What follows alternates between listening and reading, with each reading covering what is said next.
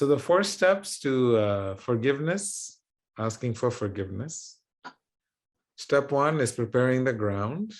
And second step is to recognize the mistake.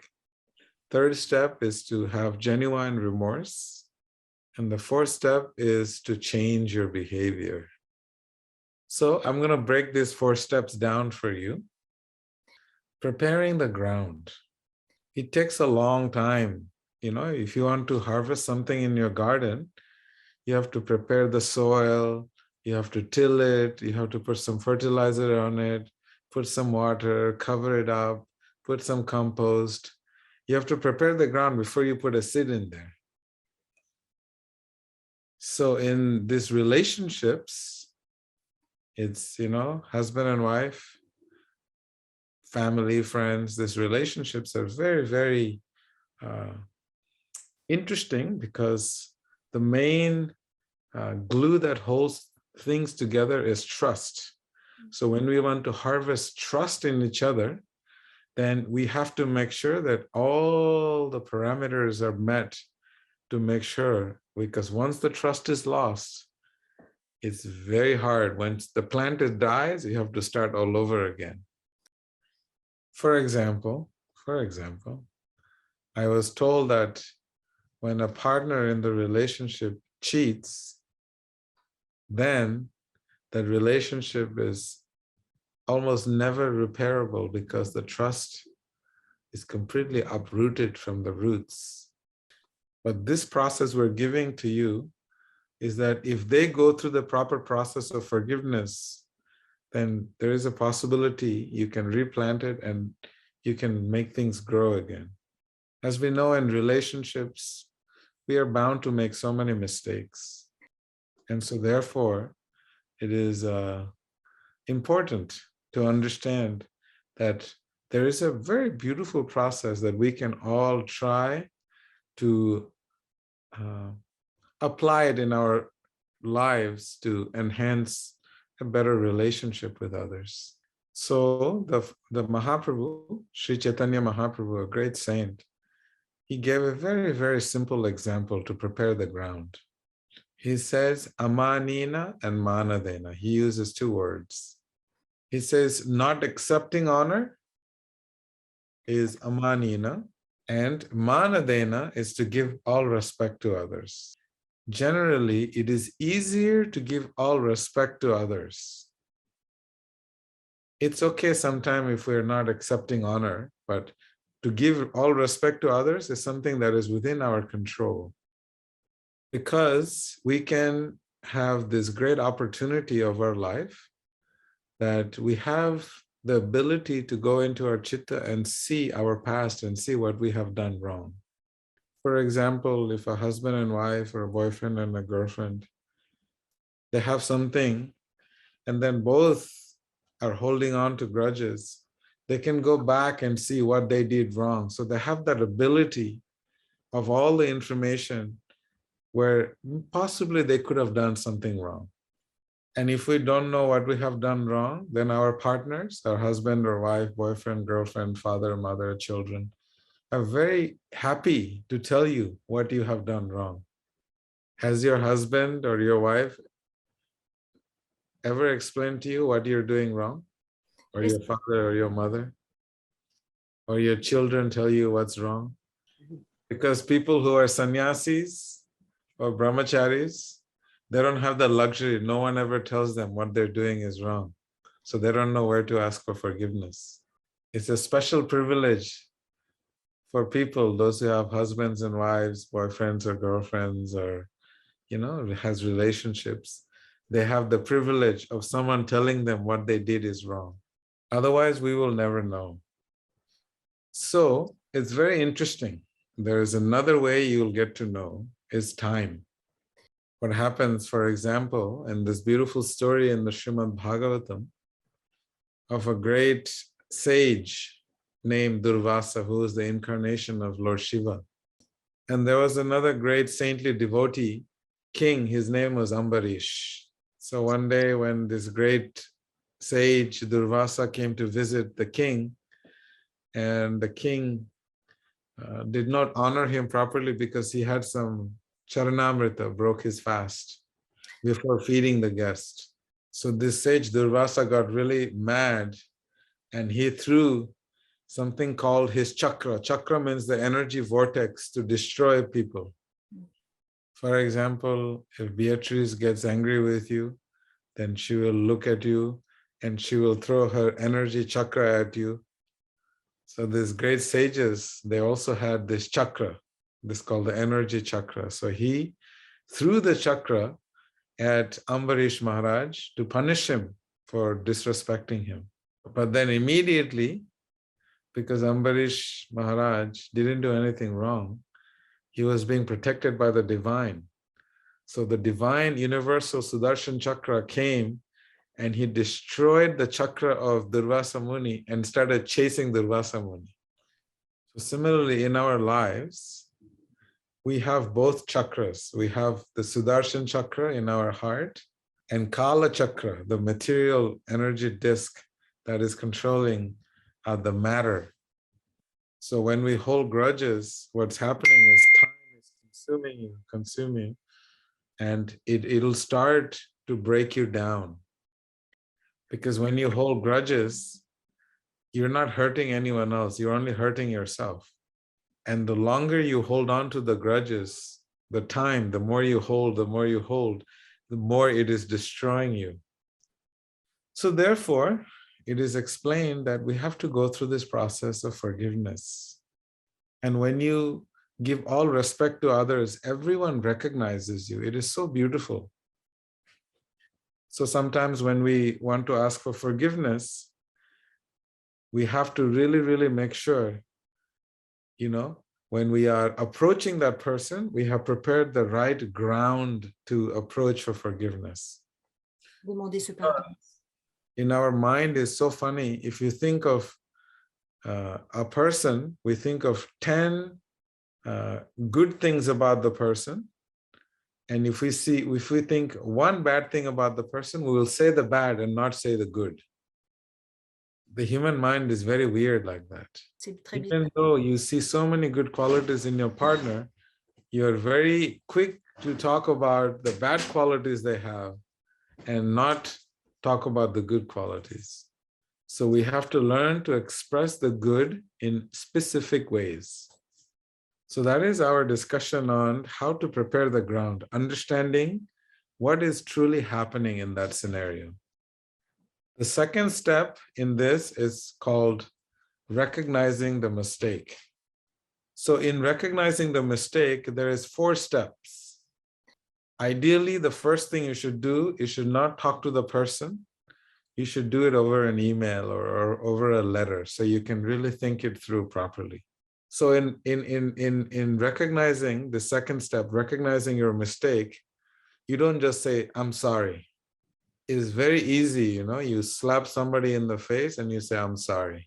So it's very important. You have to make a specific statement of what we did was wrong. You don't say, I'm sorry because you misunderstood me.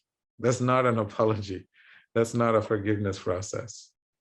You don't say, I'm sorry because, I was just having a bad day and I had too much, didn't have enough coffee in the morning. So in recognizing your mistake is very important. Number 1, to be specific. And when you're asking for forgiveness, there is no condition. You do not put any condition on it. You don't say, hey, Ram, I know I made a mistake, but you also contributed to it. I know I was wrong, Bodwa, but look at you. You were not smiling at me that day.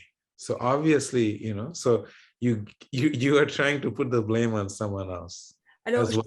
And the third step in recognizing our mistake is you suggest a remedy, which is, what can I do? I have made this mistake and it was, absolutely I am fully responsible for it. What can I do to fix this? And then the fourth step on recognizing our mistake is to make sure we clarify our intention. That, you acknowledge that you have made a mistake. I wanted to do something. This was my intention, but it didn't go as per the idea. and I have mistake on this person, and you really, really want to be forgiven. For example, I give you an example of my life. One of my teachers, who was not nice to me. So I held a lot of grudge towards him. I was just a teenager, So I held a lot of negative emotion towards him. And so when I approached him, I told him that, for many years, I have held this negative emotion. I carried it within me against you. And I have even said some bad things about you to some of my other students. So I very clearly explained what I did was wrong, whether it was positive or negative, because sometimes even if you do the right thing, but the intention is wrong, it will come off where people will get hurt. So you explain their intention, like, I really wanted to do this. I just wanted to get rid of some pain in my heart. So I said it to others. And so you actually explain what your intention was, because your intention was not to hurt someone, but it was, to set yourself free. Has anyone ever done something, genuinely wanted to help someone, but someone misunderstood them and took offense? Raise your hand. Yeah, so we have to express. Okay, so those are the 4 steps. And now on the 3rd step, feeling genuine remorse, I'm also going to give you some pointers. It is explained in the yoga text that because the supreme soul, the super soul, the divine is within our heart. So when we make a mistake, there's a natural feeling of remorse. And when we have that natural feeling of remorse, it is like the fire that burns inside the sins that we have committed. No one is born into this world without a heart. So no one is heartless. Everyone has a heart. So they actually will feel remorse. So when we have this feeling of remorse, we have to understand that, yes, I made a mistake. Normally what we will say, if we're not remorseful, is I made a mistake, but they provoked it. But he provoked it or she provoked it. I made a mistake, but he deserved it. I made a mistake, but he overreacted to it. I made a mistake, but Fabian is practicing yoga for so many years. So why should she be angry? So these are not statements of remorse. So remorse, normally it's commonly used, he's older than me, so he should have known better. There's always that an extra word when we genuinely apologize and feel remorse. You don't say he provoked it, he deserved it, he overreacted. It's just, he's just insane. Like there is not another addition to the statements that you make when you're genuine remorse. If in apology you ever make this statement, that means it's not going to work. So 3rd stage is feeling remorse. And the 4th step is changing your behavior. You can make an apology and you can ask for forgiveness, but if you do the same thing again, that means it didn't work right. That means the process was not complete. So there has to be a change in behavior when you make an apology, when you ask for forgiveness. So these 4 steps that we have provided in are very, very crucial in the process of asking for forgiveness. It's really important because in this world, when we want to have genuine, authentic relationships, we will make many, many, many mistakes in our lives. And having this practice, this art of forgiveness that is given to us by the great sages, then what happens, the quality of our life, the happiness in our relationships will all increase. First person to forgive is yourself. We discussed at length that a long time in our lives, we carry on a lot of baggage and we torture this body and this mind and our heart. So we have to go through the same process to ourselves. The amount of years that we have carried someone else's garbage, we owe ourselves a serious forgiveness. The amount of drinking that we have done, we owe an apology to our kidneys, to our livers, to our bodies. The way we have tortured our bodies and our minds, yes. It's very vital. Very good question, Ramananda Prabhu. We have to go through the process of forgiving ourselves. The same principles have to be applied to ourselves. It breaks my heart when I see how much people torture themselves day after day, month after month, year after year, and they're 40, 50 years old, and they're still torturing themselves. So please apply this process to yourself and then to your, wives and husbands and children and parents, and then you start extending it outwards. Forgiveness is a process. It is not something you start and there is an end. Because we will make mistakes and we go through this forgiveness. It's a process in life that we just continuously acknowledge and forgive ourselves, because we are going to make mistakes. We will torture this body. We will torture this mind. So again, I'll explain, the forgiveness is a process. You don't ask for forgiveness, there is not an end, because some people, it takes them longer to forgive. And that's okay. You have done your job and you move on with life. And for that person to forgive you may take a little longer than 2 months, 3 months, 1 year. When you hold grudge and anger and rage for 20, 30, 40, 50 years, to suddenly let go, it doesn't work so fast. I have apologized to people for the same offense many times, and I keep serving them. And I hope that one day they will forgive me for small mistakes, because we're humans, we're going to make mistakes.